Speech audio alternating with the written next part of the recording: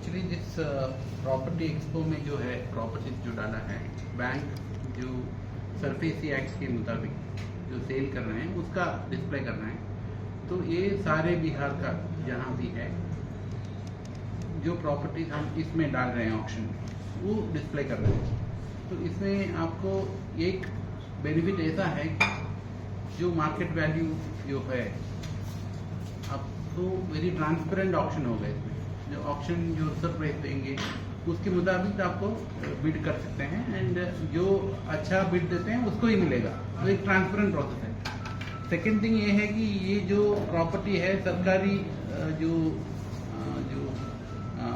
उसका टाइटल आप देखेंगे कि आपका वो सब क्लियर होगा, क्योंकि एक बार बैंक ने वो अपने ही एडवोकेट से या ड्यू डिलिजेंस करके ये मॉर्गेज किया है। तो जहाँ भी उसका वैलिडिटी टाइटल सब क्लियर होगा। तो जो लोगों को क्या है कि ये ऐसे ही देख के वो दिक्कत नहीं आएगा एक बार परचेज करने के बाद। तो ये दो पॉइंट्स हम कर सकते हैं कि एक है आपका जो प्राइस में जो ट्रांसपेरेंसी होगा, दो है आपको जो प्रॉपर्टी मिलेगा वो अच्छा प्रॉपर्टी। तो इसके वजह से एंड बैंक जो डिस्प्ले कर रहे हैं जो प्रॉपर्टी वो जो ऑक्शन का डेट्स भी हमने दिया है, वो जो पेपर में भी दिया है और आपके ये चैनल्स में भी आप बोल सकते हैं। तो वो डेट में आप जो बिड देंगे तो आपको ये ले सकते हैं प्रॉपर्टी। जो प्रॉपर्टी लेंगे उसका लोन फैसिलिटी इधर आएंगे क्या? वो भी कर सकते हैं। वो लोन का जो प्रोसीजर है, बैंक का जो प्रोसीजर है, उसका जो एलिजिबिलिटी है उसके बेसिस पे लोन मिल सकता है। वो कोई इश्यू नहीं है। सर जमीन की बात की जाए खास करके बिहार में जमीन खरीदने से पहले लोग 10 बार नहीं 100 बार सोचते हैं कि कहीं जो जमीन खरीद रहे हैं वो गलत जमीन तो नहीं है, किसी और का नाम का जमीन वो खरीद लेते बाद में पता चलता है। तो फर्जीवाड़ा कहीं ना कहीं होता है जमीन के नाम पर। तो उसके लिए क्या कुछ प्रदर्शित करेंगे?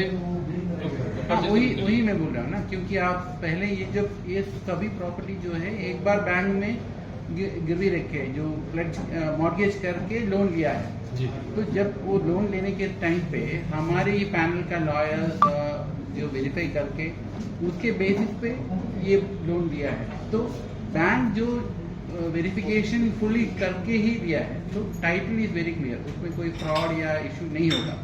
That is a benefit. So you are getting one property which is already verified at a very good level because bank has lent on that property. So that is the benefit.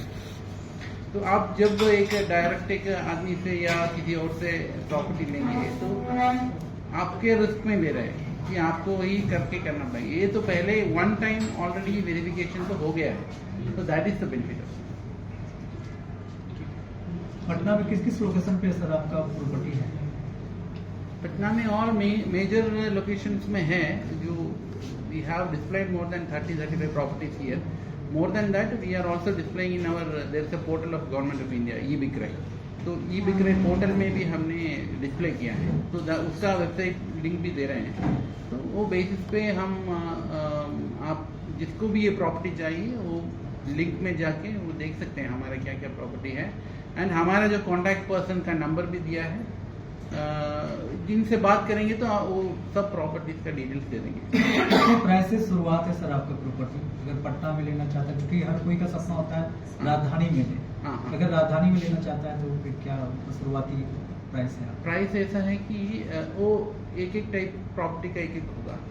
आप इधर हमारे पास residential property है, you have factories are there, जो godowns है, तो एक एक प्रॉपर्टी का अलग अलग है। तो as per the act there is a reserve price. Reserve price आपको फिक्स करना है जो उसके वैल्यूएशन करके हमारा जो अप्रूव्ड वैल्यूअर है वो वैल्यू करके उसके बेसिस पे रिजर्व प्राइस फिक्स करते हैं और उसके ऊपर हम बिड लगाना है। इफ एक ही बिडर है तो उसका है, नहीं तो 2-3 बिडर है तो इंडर से बिडिंग होगा, तो उसके बाद फाइनल होगा। तो prices vary from place to place and उसका जो एक्सटेंड है, some property will be old, some will be new, तो डिपेंड्स, केस टू केस में वेरी। ठीक है सर।